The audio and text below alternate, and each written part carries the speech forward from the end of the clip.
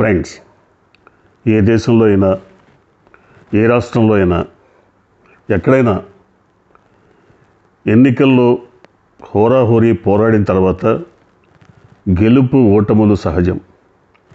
ఓడిపోయినంత మాత్రాన, ప్రజలు తిరస్కరించినంత మాత్రాన కుంగిపోవాల్సిన అవసరం లేదు, ప్రజల్ని నిందించాల్సిన అవసరం లేదు. పోస్ట్ మార్టం చేసుకోవచ్చు. ఎందువల్ల ఓటమి వెంటాడిందో తెలుసుకోవడం కోసం పార్టీలు తమదైన శైలిలో విశ్లేషణలు జరపాల్సినటువంటి పరిస్థితులు ఉంటాయి. కానీ ఘోర పరాజయం తర్వాత ఆంధ్రప్రదేశ్లో తెలుగుదేశం మాత్రం ప్రజలను నిందించటం, ప్రజలు బాధ్యులుగా చేసి తిట్టిపోయటం, ప్రజల మీద వ్యంగ్యాస్త్రాలు విసరడం, ఇవన్నీ కూడా ఎక్కువైపోయాయి. ముఖ్యంగా చంద్రబాబు నాయుడు రాజకీయ జీవితానికి ఏదైతే నిచ్చెనలుగా, సోపానాలుగా, మెట్లుగా భావించారో ఆ మీడియాని ఇవాళ ఆయనకి శాపాలుగా మారాయి. కారణం ఆ మీడియా అతిపోకడలు, ఆ మీడియా చేస్తున్న అనుచితమైనటువంటి ప్రచారం, అనుచిత రీతిలో చేస్తున్న ప్రచారం, ఇది చాలా ప్రమాదకరంగా మారింది. ముఖ్యంగా కేవలం ప్రభుత్వ వ్యతిరేకతను ప్రజల్లో పెంచి పోషించడమే కర్తవ్యంగా భావిస్తున్నటువంటి మీడియా, తెలుగుదేశం అధినేత నవ్వినా, కదిలినా, కూర్చున్నా, ఏడ్చినా, తల తిప్పినా, చేయి తిప్పినా అదేదో దైవాంశ సంభూతుడిగా చిత్రీకరిస్తూ, అదేదో మానవాతీత శక్తిగా ఆయన్ని చిత్రీకరిస్తూ,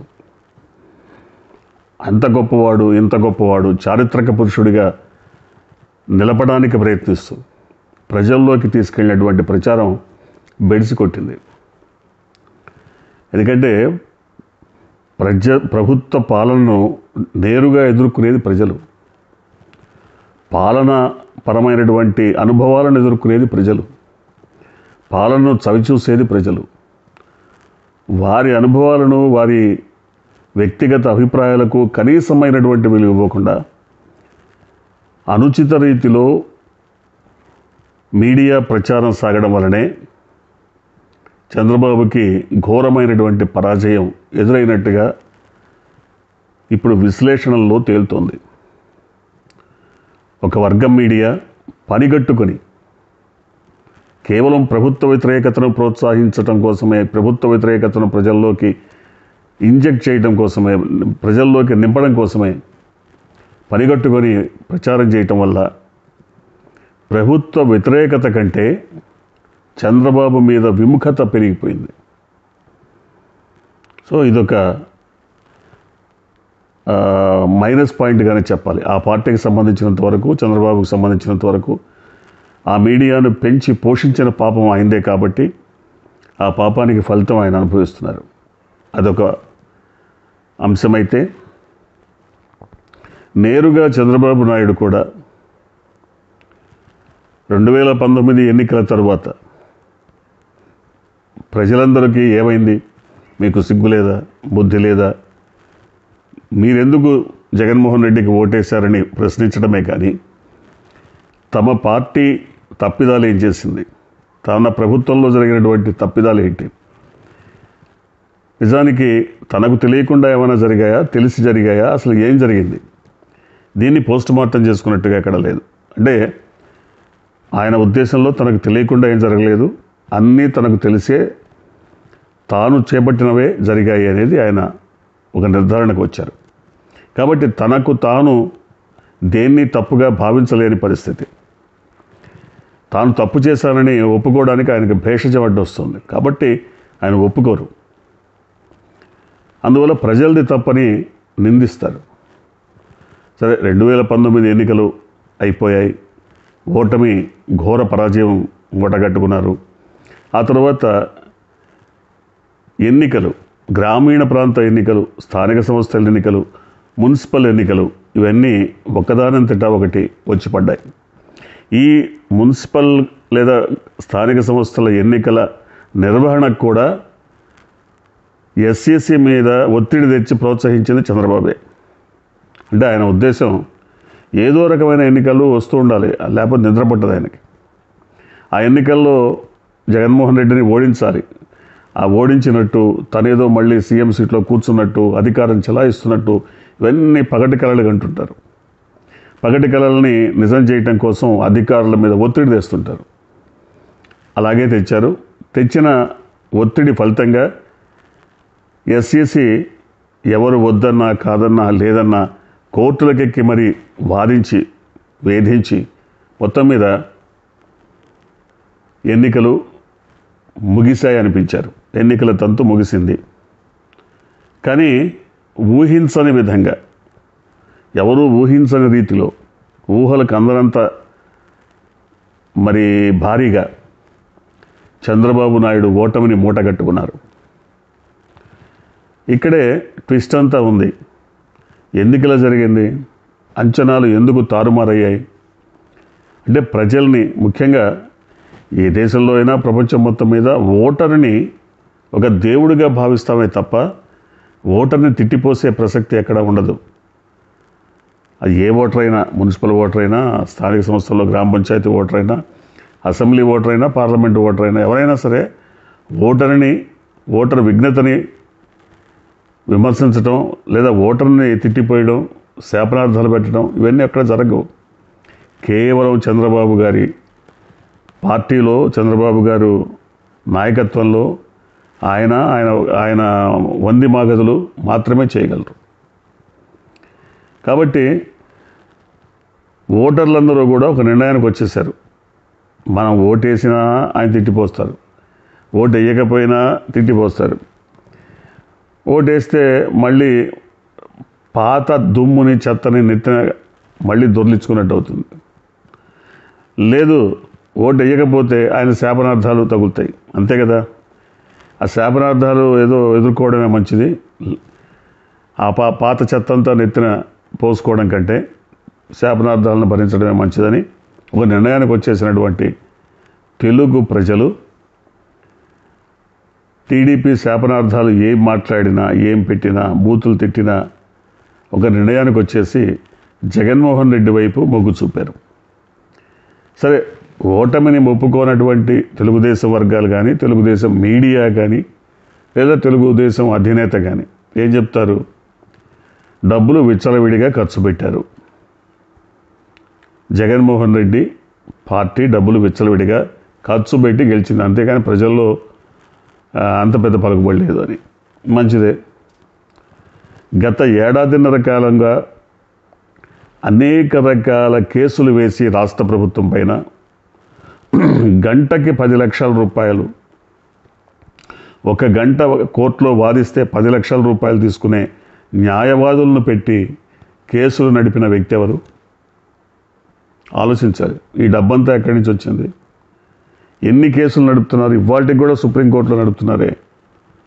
అంటే విచ్చలవిడిగా డబ్బు ఖర్చు పెట్టే పార్టీ ఏది?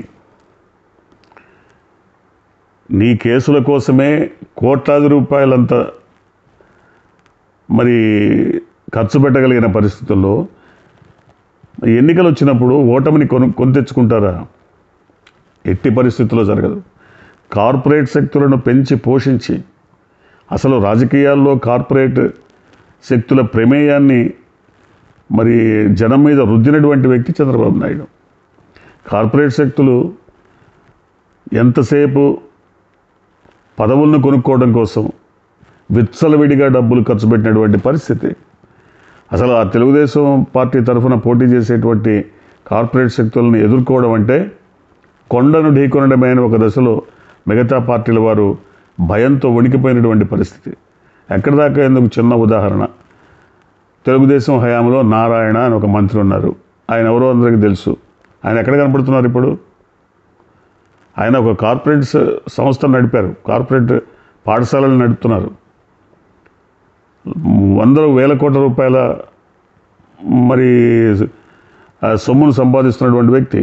ఆయన వచ్చారు, పదవిని కొనుక్కున్నారు, అయిపోయింది, వెళ్ళిపోయారు, ఓడిపోయారు, మళ్ళీ కనపడరుగా. ఎందుకంటే కార్పొరేట్ శక్తుల నైజం అంతే ఉంటుంది. కాబట్టి ఇలాంటి కార్పొరేట్ శక్తుల నైజంని తెలుసుకోలేకపోయినా ప్రజలు మాత్రం గత 40 ఏళ్ల రాజకీయ చెత్తను ఇంకా తలకెత్తుకోవడానికి సిద్ధంగా తలకెత్తుకోలేమని 1, 2, 3, 4 సార్లు స్పష్టంగా చెప్పేశారు. ఎందుకంటే కార్పొరేట్ శక్తుల చేతిలో ప్రజలు మోసపోవడానికి సిద్ధంగా లేరు.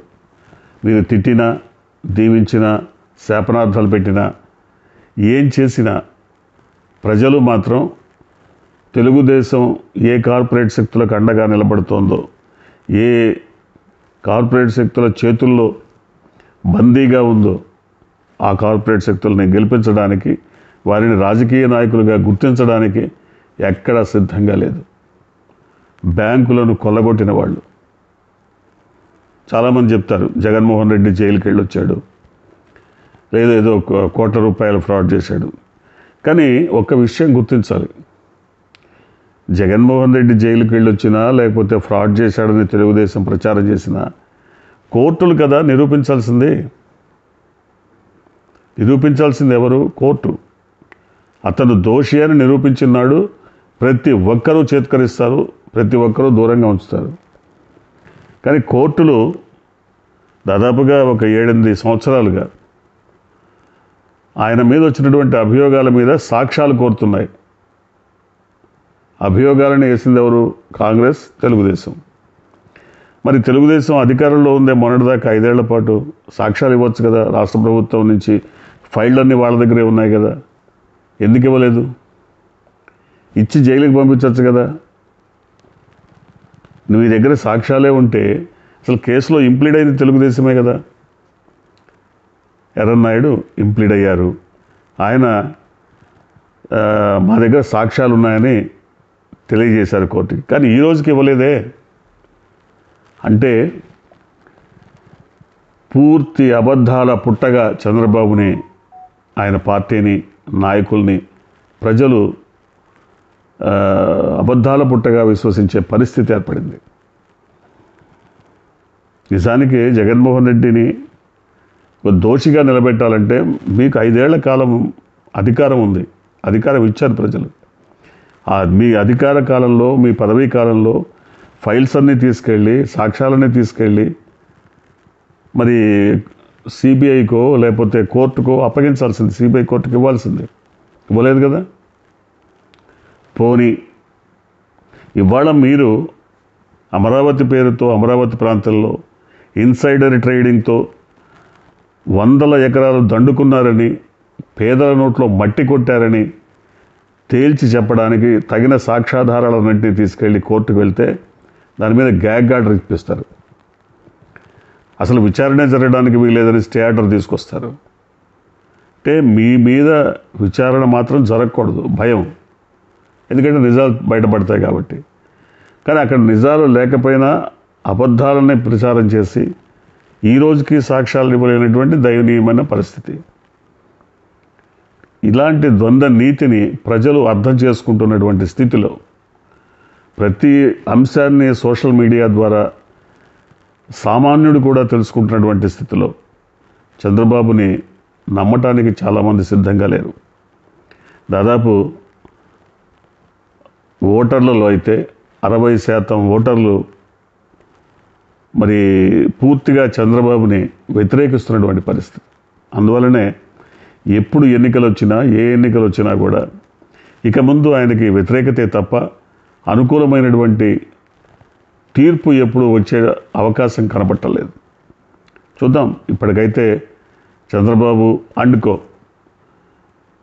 నిన్న మొన్న ముగిసినటువంటి ఎన్నికలపైన మరి విశ్లేషణ జరుపుతున్న సందర్భంలో, పోస్ట్ మార్టం జరుపుతున్న సందర్భంలో ప్రజలను తిట్టిపోయడానికి, ప్రజల విఘ్నతను ప్రశ్నించడానికి, ప్రజల యొక్క మానసిక స్థితిని వ్యంగ్యపరచడానికి, వ్యంగ్యంగా వెటకారంగా చేయటానికి మరి తెలుగుదేశం మీడియా చేస్తున్నటువంటి కృషి ఇంకా ఆ పార్టీని అధపాతాళంలోకి తొక్కేస్తోంది తప్ప పైకి వచ్చేటువంటి అవకాశాలు కనబట్టలేదు. చూద్దాం ఏం జరగబోతుందో.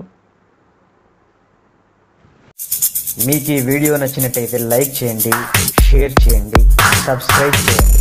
రెగ్యులర్ నోటిఫికేషన్స్ కోసం బెల్ బటన్ని ప్రెస్ చేయండి.